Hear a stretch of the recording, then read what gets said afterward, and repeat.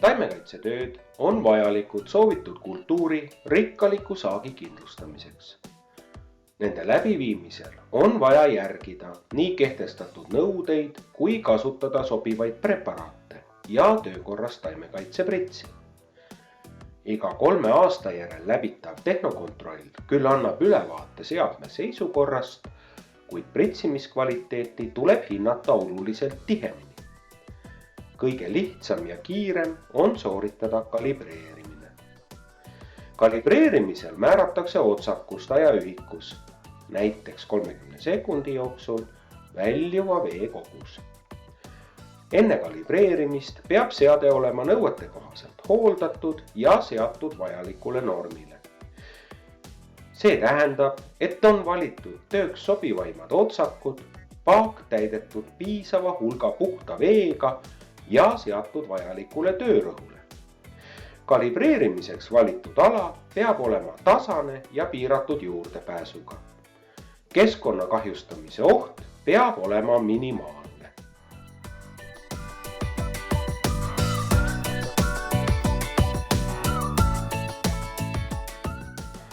Kalibreerimiseks mõõdetakse igast sektsioonist vähemalt 3 pihustiga otsaku väljavool. Kann ei pea olema kalibreeritud.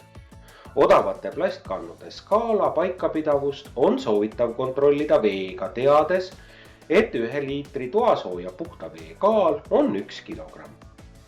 Liitrist suurema minuti läbivooluga otsakute mõõtmist on mõistlik teha 30 sekundi vältel. Väiksema läbivooluga otsakuid peaks mõõtma 1 minuti jooksul. Lehvikotsakute mõõtmiseks sobivamad on lapiku suudmega kannud. Soovitav on ka kalibreerimisel kasutada isikukaitsevahendeid.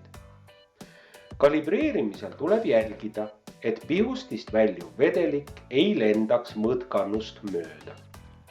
Nivoo lugemisel hoia kannu horisontaalselt. Võrdle saadud tulemust otsakute tabelis oleva väärtusega. Kuni 10% erinevust on lubatud.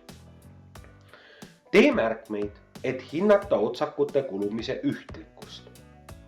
Kui mõõdukannu pole, aga on võimalus kaaluda, siis võib kalibreerida ka kaalu alusel, kuna vee erikaal on 1. Ei tohi unustada taara kaalu arvestada.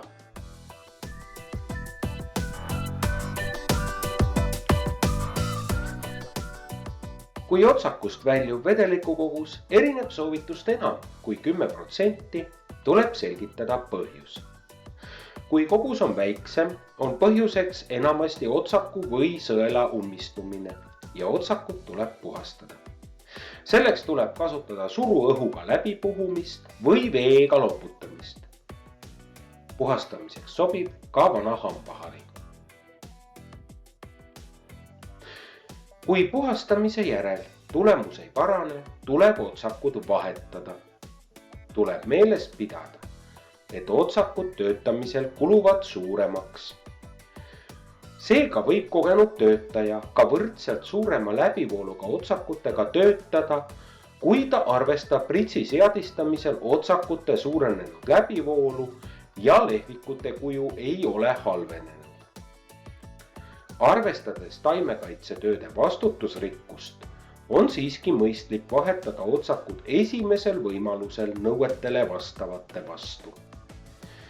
Taimekaitsepritsi seadistamine õnnestub 100% vaid siis, kui kasutaja teab tegelikku läbivoolu otsakutest.